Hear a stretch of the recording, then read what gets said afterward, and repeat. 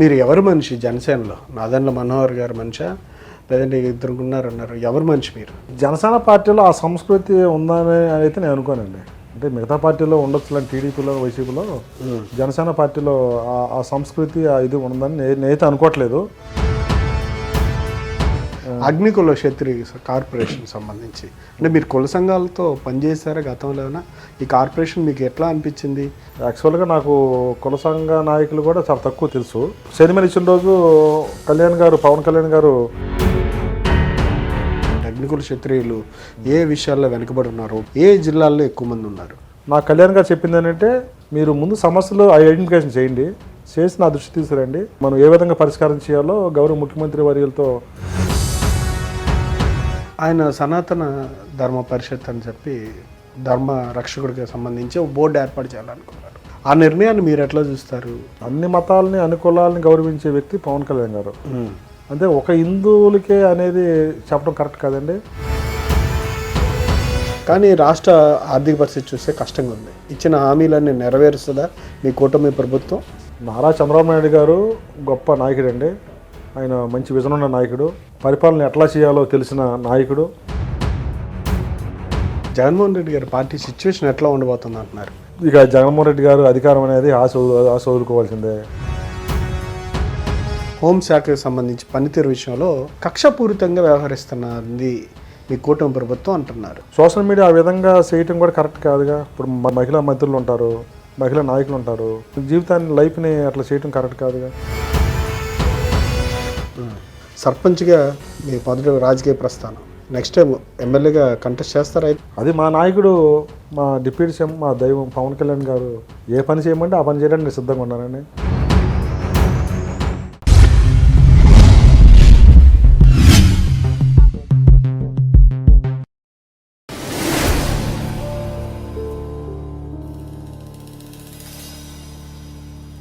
నమస్కారం పాపారావు గారు. నమస్తే అండి. మీరు ఎవరు మనిషి జనసేనలో? నాదెండ్ల మనోహర్ గారు మనిషా? లేదంటే ఇద్దరుకున్నారన్నారు. ఎవరు మనిషి మీరు? మా దైవం పవన్ కళ్యాణ్ గారు మనిషినండి. దేవుణ్ణి నమ్ముతాను, తర్వాత నేను పవన్ కళ్యాణ్ గారు మనిషినండి. నిజమా? నిజమేనండి. అంటే మీకు అక్కడ గురువులు లేదంటే మేము గాడ్ ఫాదర్ ఎవరున్నారు మరి మీకు ఆ పార్టీలో? కళ్యాణ్ గారి ముందు జనసేన పార్టీలో ఆ సంస్కృతి ఉందని అయితే నేను అనుకోనండి. అంటే మిగతా పార్టీలో ఉండొచ్చు, టీడీపీలో వైసీపీలో జనసేన పార్టీలో ఆ సంస్కృతి ఇది ఉందని నేనైతే అనుకోవట్లేదు. ఆ విధంగా కూడా ప్రయత్నం చేయలేదు. ఒకటి అంటే జనసేన పార్టీ ఎప్పుడు కూడా గుర్తిస్తారండి. అంటే ఎవరైతే ఆర్టిఫుల్గా పనిచేస్తారో, మచ్చలేనిగా ఉంటారో, నాయకులుగా ఉంటారో వాళ్ళకి ఎప్పుడైనా భవిష్యత్తు ఉండిద్ది అని చెప్పి నాకు కొంతమంది చెప్పడం జరిగిందండి. ఆ విధంగానే జరిగిందనేది నేను అనుకుంటున్నాను. కానీ నేను ఎవరు మనిషిని కాదండి, పవన్ కళ్యాణ్ గారు మనిషిని నేను. అంతేనా? అంతేనండి, ఖచ్చితంగా. ఆయన తర్వాత ఎవరిని ఇష్టపడతారు పార్టీలో? అంటే ఆ తర్వాత పార్టీలో ఇష్టం అంటే నేనైతే ఇంకెవరిని ఊహించుకోవట్లేదు. నా పవన్ కళ్యాణ్ గారిని ఊహించుకుంటున్నాను. ఇంకా తర్వాత ఇంకెవరినైనా ఇప్పుడు దీంట్లో ఎక్కువ నాయకులు కూడా లేరు కానీ. ఓకే. అగ్నికుల క్షత్రియ కార్పొరేషన్ సంబంధించి అంటే మీరు కుల సంఘాలతో పనిచేశారా గతంలోనా? ఈ కార్పొరేషన్ మీకు ఎట్లా అనిపించింది? కొత్తగా అనిపిస్తుందా లేదా ఆల్రెడీ సంఘాలతో పనిచేసి ఉన్నారా? ఈ సామాజిక వర్గానికి సంబంధించి ఇష్యూస్ మీద మీకు ఏమైనా అవగాహన ఉందా ఏంటి? అంటే నేనైతే కుల సంఘాలతో ఎప్పుడు పనిచేయలేదండి. చాలా తక్కువ కుల సంఘ నాయకులు ఏరే ఉన్నారు. యాక్చువల్గా నాకు కుల సంఘ నాయకులు కూడా చాలా తక్కువ తెలుసు, పని చేయలేదు. సరే, నన్ను సినిమా ఇచ్చిన రోజు పవన్ కళ్యాణ్ గారు ఇట్లా కూర్చొని మాట్లాడేటప్పుడు, అగ్నికుల క్షత్రియ కార్పొరేషన్ అంటే ఒక కులానికి సంబంధించింది కాదు, కాపు కార్పొరేషన్ అంటే ఒక కాపులకి సంబంధించింది కాదు, అన్ని సామాజిక వర్గాలని కలుపుకుంటూ అందరితో మమేకమయ్యి మీరు పని చేయండి, మీకు ఒక నిచ్చెన ఏర్పాటు చేశాను ప్లాట్ఫామ్, మీరు జాగ్రత్తగా పనిచేసుకుంటే నెక్స్ట్ స్టెప్కి మీరు వెళ్తారు అని చెప్పి ఆయన క్లియర్గా చెప్పడం జరిగిందండి కళ్యాణ్ గారు. ఇంకో విషయం ఏంటంటే, మామూలుగా మీకు కార్పొరేషన్ ఇవ్వటం అంటే ఆషామాషిగా ఇవ్వలేదు. మీ మీద అన్ని రకాలుగా రిపోర్ట్స్ తెప్పించుకుని, మరి మీ వ్యక్తిత్వం కానీ మీ గ్రౌండ్ రిపోర్ట్లు కానీ తెప్పించుకుని, ఎవరికి ఏ కార్పొరేషన్ ఇవ్వాలో, ఎవరికి ఏ కార్పొరేషన్ ఇస్తే మరి న్యాయం జరిగిద్దో ఆ విధంగా నేను ఇవ్వడం జరిగిందని చెప్పడం జరిగింది. మరి నా మీద మరి అగ్నికుల కార్పొరేషన్ చైర్మన్గా ఇవ్వడం అనేది మరి ఆయన గుర్తి ఇచ్చాడు అనుకుంటున్నాను. అంటే యాక్చువల్గా ఏంటంటే అగ్నికుల క్షత్రియులు వైసీపీ పార్టీలో, టీడీపీలో ఉంటారండి ఎక్కువగా. అవును. ఆ అగ్నికుల క్షత్రియుల సామాజిక వర్గాన్ని మరి జనసేనకి మళ్లించడానికి నేను మరి పాపారావు అయితే సరిపోతాడు అనుకున్నట్టు తెలియదు. కానీ ఆయన నమ్మకాన్ని ఒమ్మి చేయనండి. రాష్ట్రం మొత్తం తిరిగి సామాజిక వర్గాలు ఏ కష్టాలు ఉన్నాయి, ఏ ఇబ్బందులు ఉన్నా కూడా అన్ని ఐడెంటిఫికేషన్ చేసుకుని మా డిప్యూటీ సీఎం గారు పవన్ కళ్యాణ్ గారి దృష్టికి తీసుకెళ్ళి ఆ సమస్యలు పరిష్కరించి. మీ దృష్టిలో ప్రజెంట్ ఉన్న సమస్యలు ఏంటి? అగ్నికుల క్షత్రియులు ఏ విషయాల్లో వెనుకబడి ఉన్నారు? ఉపాధి విషయంలో వెనుకబడి ఉన్నారా? విద్య విషయంలో, కులవృత్త ఏంటి? ఏ విషయంలో వెనుకబడి ఉన్నారు? ఏ జిల్లాల్లో ఎక్కువ మంది ఉన్నారు? అంటే అన్ని విషయాల్లో కూడా వెనకబడి ఉన్నారండి అగ్నికుల క్షత్రియులు. అంటే వేట చేసుకుంటూ ఉంటారు, సముద్ర ఒడ్డున ఉంటారు. మరి వేట చేసుకున్నాయి సరైన ధరలు లేక, మరి రాత్రి అనక పగలనక సముద్రానికి వెళ్ళి సరైన గిట్టుబాటు ధరలు లేక ఇబ్బంది పడుతూ ఉన్నారు. ఇంకోటి ఏంటంటే సామాజిక వర్గంగా వాళ్ళకి సరైన గైడ్ లైన్స్ కూడా అప్పటి వరకు లేదండి. అంటే ఆర్థికంగా ముందు వెళ్ళటానికి సరైన ఇది కూడా ఇది దొరకలేదు. నా కళ్యాణ్ గారు చెప్పింది ఏంటంటే, మీరు ముందు సమస్యలు ఐడెంటిఫికేషన్ చేయండి, చేసి నా దృష్టి తీసుకురండి, మనం ఏ విధంగా పరిష్కారం చేయాలో గౌరవ ముఖ్యమంత్రి వర్యులతో మరి మాట్లాడి మనం పరిష్కరిద్దామని చెప్పారు. ఆ సామాజిక వర్గంగా చాలా విషయాలు ఉన్నాయండి. అవన్నీ మా డిప్యూటీ సీఎం గారి దృష్టికి తీసుకెళ్తాను. తీసుకెళ్ళి పరిష్కరించి పార్టీని బలోపేతం చేయడానికి నా వంతు నేను ఖచ్చితంగా చేస్తానని చెప్పి. లాస్ట్ టైం ఈ కార్పొరేషన్ చైర్మన్ ఉన్నారు, వాళ్ళు ఏమైనా చేశారా? అంటే లాస్ట్ టైం జగన్మోహన్ రెడ్డి గారు కార్పొరేషన్లో ఇచ్చారు కానివ్వండి, సరైన కుర్చీ కూడా ఇవ్వలేదండి. నిధులు మాట తర్వాత సరైన ఇది కూడా ఇవ్వలేదండి. అదే కుర్చీ ఇచ్చారు, టేబుల్ ఇచ్చారు అంటారు, గతంలో నిధులు ఇవ్వలేదంటారు, అది కూడా ఇవ్వలేదంటారు. అది కూడా లేదు. కొన్ని చైర్మన్లకి అసలు నిధులు అయితే అసలు ఇవ్వలేదండి. ఆఫీస్ ఉందా? కనీసం ఆఫీస్ ఉందండి గొల్లపూడిలో. అంటే లాస్ట్ టైం బీసీ భవన్లో 56 కార్పొరేషన్లో ఒకే దాంట్లో పెట్టేశారు, ఒకే ఛాంబర్ ఇచ్చారు. నేను ప్రమాణ స్వీకారం కూడా అక్కడే చేశానండి. తర్వాత ప్రయాణం కొనసాగి నిధులు సాధిస్తారు. అయితే ఖచ్చితంగా నాకైతే నమ్మకం ఉందండి. ఎందుకంటే జనసేన పార్టీలో ఉన్నాను కాబట్టి, మా డిప్యూటీ సీఎం పవన్ కళ్యాణ్ గారు కాబట్టి ఖచ్చితంగా నాకు నమ్మకం ఉందండి. ఎందుకంటే ఇప్పుడు దేశం మొత్తం మీద పంచాయతీరాజ్ మినిస్టర్లుగా చేసిన వ్యక్తుల్లో ఎవరు కూడా మన పవన్ కళ్యాణ్ గారు చేసిన ఇది ఎవరు చేయలేదండి. పంచాయతీరాజ్ శాఖ మినిస్టర్ తీసుకోవటం, మరి కేంద్రం నుంచి ఎన్ఆర్జీఎస్ కింద సుమారు 5,000 కోట్ల రూపాయలు నిధులు తీసుకురావటం, వెంటనే స్టార్ట్ చేయటం, మరి ఆ రోడ్లు కూడా ఖచ్చితంగా క్వాలిటీ ఉండాలని చెప్పి ఆదేశాలు జారీ చేయటం. ఫస్ట్ 15వ వార్డు సంఘం నిధులు ఎక్కడ కూడా ఒక్క రూపాయి కూడా బయటకు వెళ్లకుండా వచ్చిన నిధులు వచ్చినట్టుగా మా సర్పంచుల అకౌంట్లో వేయించడం. అలాంటి నాయకుడు ఇంక దొరకరండి సర్పంచ్లు ఎవరికి కూడా. ఆ పంచాయతీరాజ్ మినిస్టర్ గారు పవన్ కళ్యాణ్ ఉండబట్టే సర్పంచులు గౌరవంగా తల ఎత్తుకుని తిరుగుతున్నారు అనేది అందరి భావన అనేది. ఎవరు జగన్మోహన్ రెడ్డి గారు బాగా అభిమానించే వైసీపీ సర్పంచ్లు కూడా బాగా ఆర్టిఫుల్గా అభిమానించారు కూడా పవన్ కళ్యాణ్ గారు సూపర్ లీడర్, మంచి లీడర్, ఇలాంటి నాయకుడే మనకి ఉండాలి. అంటే పనిచేయడంలో విధానంలో బాగా అందరిని ఆకర్షించాడండి. ఆకర్షించాడు. అసలు ఎవరు కూడా అసలు పంచాయతీరాజ్ శాఖ మినిస్టర్ చాలా మంది చేశారండి, ఎవరు కూడా అసలు ఐడెంటిఫికేషన్ లేరండి. గ్రామీణ శాఖ సంబంధించింది జలజీవన్ మిషన్ కింద వర్కులు తీసుకురాని, మరి రోడ్లు కానివ్వండి అనేక సంస్కరణలు తీసుకొస్తున్నారు. మళ్ళీ మాకు గౌరవేతనం కూడా సర్పంచులు ఒక కోరికగా ఉందండి. ఆ గౌరవేతనం కూడా ఆల్రెడీ ప్రపోజల్ పంపించారు గవర్నమెంట్కి. తొందరలో ఆ కోరిక కూడా మా డిప్యూటీ సీఎం గారి ద్వారా తీరిద్దని చెప్పి మేము ఆశాస్తా ఉన్నాం.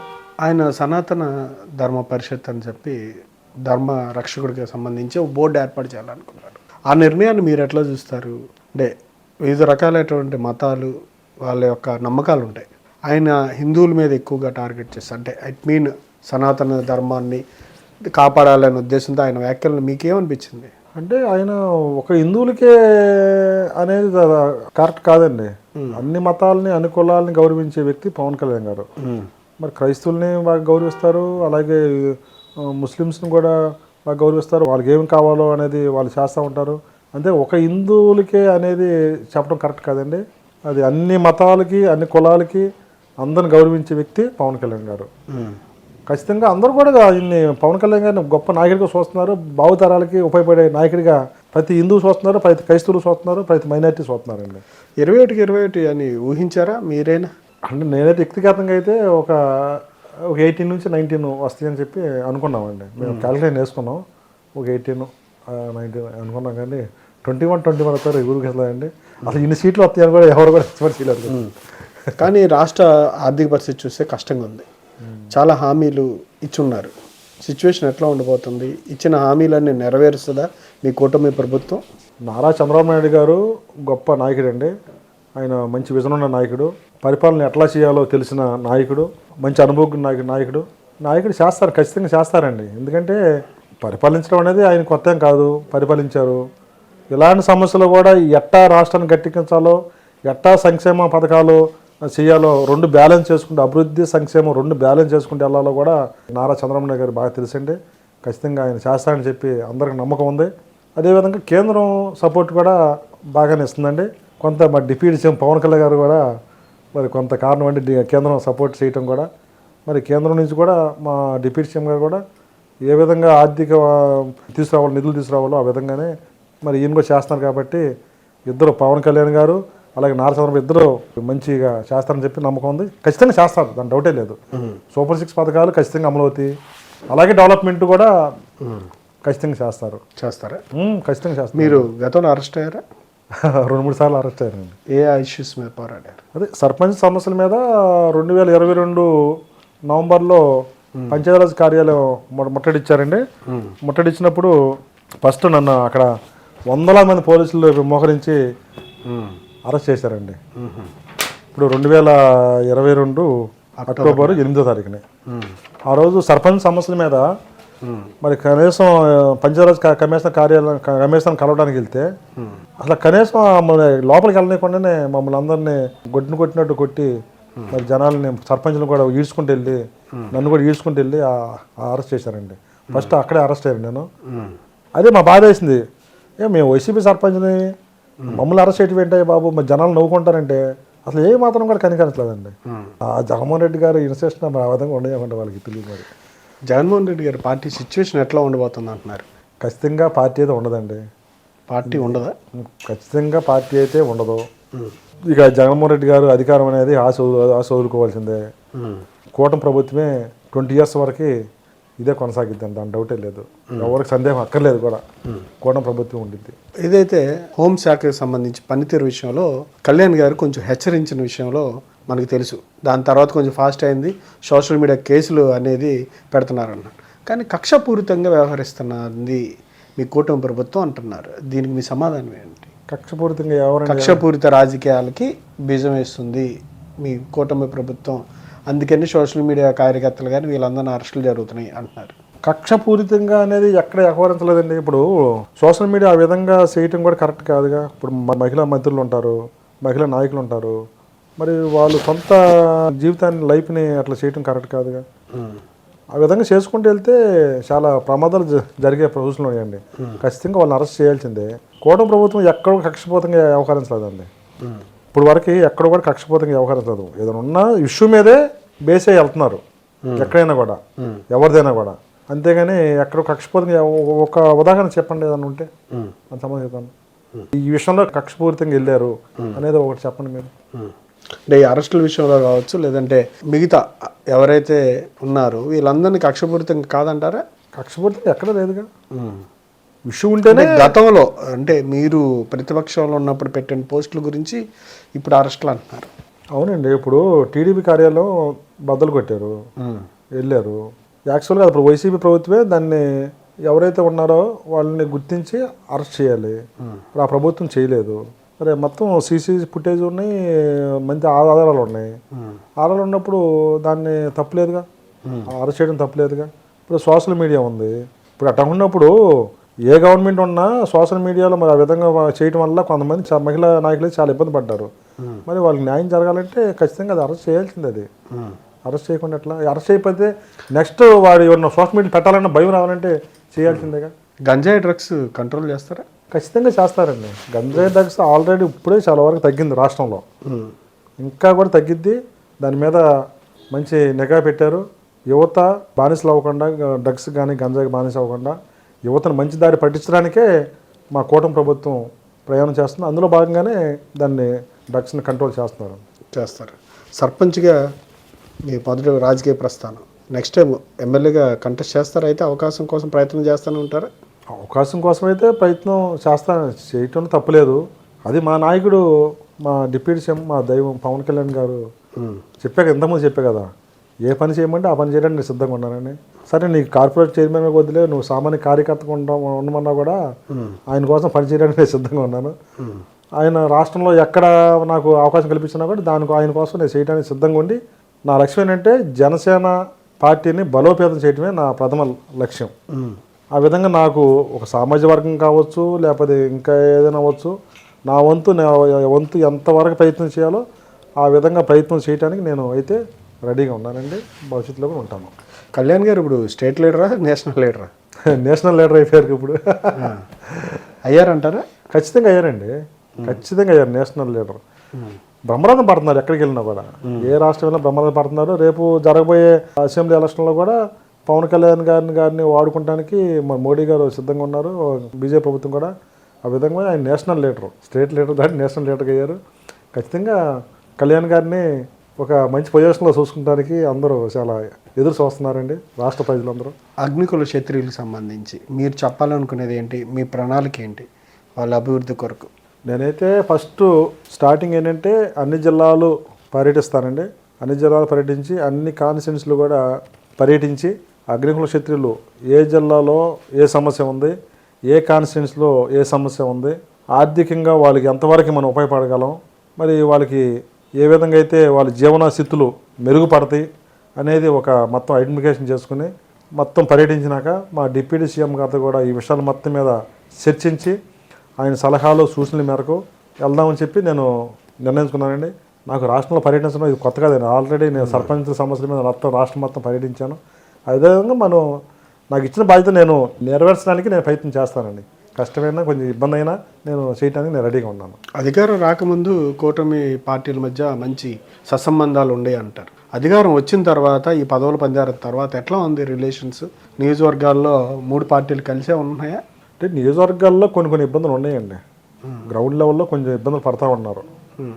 కొన్ని జనసేన కార్యకర్తలు అయితే మమ్మల్ని ఇక్కడ ఎమ్మెల్యే పట్టించుకోవట్లేదు, మరి మాకేం తెలియట్లేదు, మాకు సరైన ప్రాధాన్యత అని చెప్పి చాలామంది బాధపడుతున్నారండి. అలాగే సర్పంచులు కూడా, జనసేన సర్పంచులు కూడా మాకు తెలియకుండా రోడ్లు కానీ కొన్ని ఇబ్బందులు పడుతున్నామని చెప్పి చెప్పడం జరుగుతుంది. అది కూడా నేను పార్టీ హైకమాండ్ నోటీస్లో పెట్టానండి ఈ విషయాలు కూడా. సరే, దాని మీద కూడా వాళ్ళు ఆలోచన చేస్తున్నారు. సరే, చిన్న ఇబ్బందులు ఉంటాయండి. ఇప్పుడు మన కుటుంబంలోనే రకరకాల ఇబ్బందులు ఉంటున్నాయి, అది రాష్ట్రం మొత్తం మీద లేకుండా ఉండవు. మరి మా నాయకుడు పవన్ కళ్యాణ్ గారు కానివ్వండి, అలాగే మన ముఖ్యమంత్రి వర్యులు నారా చంద్రబాబు నాయుడు గారిని వాళ్ళిద్దరూ మంచి అండర్స్టాండింగ్తో పనిచేస్తున్నారు. ఈ చిన్న సమస్యలు పెద్ద లెక్కలే కదండి, వాళ్ళు సెట్ చేస్తారని చెప్పి అనుకుంటున్నాం. అలాగే రాష్ట్రంలో జనసేన కార్యకర్తలకి, నాయకులకు కూడా మంచి భవిష్యత్తు ఉండిద్దని చెప్పి ఈ సందర్భంగా మేము ఆశాభావంతో ఉన్నాము. జగన్మోహన్ రెడ్డి గారు రారంటారు ఇంకా అసెంబ్లీకి? ఎందుకు రావట్లేదు? ఇప్పుడు నాకు ప్రతిపక్ష హోదా ఇస్తేనే వస్తానంటాం, అది ఎంత పనికి మాలిన మాట అండి అది. అసలు ఒక నాయకుడు అనే మాట అనేది నాకేదో నేను శాఖలు ఇస్తేనే నేను వస్తాను అన్నమాట. అసలు ఏంటండి అది? మరి ఒక ముఖ్యమంత్రిగా చేశారు, ప్రతిపక్ష నాయకుడిగా ఉన్నారు, అసలు అలాంటి మాట అంటాం అనేది అసలు అతను ఏం ఆలోచిస్తున్నాడో రాష్ట్ర ప్రజలందరూ నవ్వుకుంటున్నారండి ఆ విషయంలో. మీరు రండి, అసెంబ్లీ రండి, వచ్చి మాకు ఎక్కడ అనేది జరుగుతుందో గలమెత్తండి. గలమెత్తాకి ప్రతిపక్ష హోదా ఉంటే గలమెత్తాలా? ఒక ఎమ్మెల్యేగా గలమెత్తచ్చండి.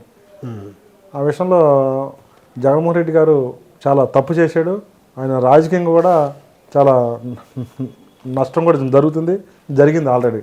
అంటే అసెంబ్లీకి వచ్చి లోపాలు ఎత్తి చూపాలి, అప్పుడు ప్రజలు గుర్తిస్తారు. అరెస్ట్ జరిగిద్ది అంటారా జగన్మోహన్ రెడ్డి గారిది?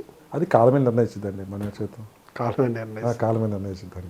Okay sir. అంటే నా స్థాయిలో నేను అది చెప్పడానికి సరిపోనండి, అది కాలమే నిర్ణయించింది. Okay sir. Okay, thank you sir. Thank you. ఇదండి చిలకలపూడి పాపారావు గారి ఆలోచన, అభిప్రాయాలు.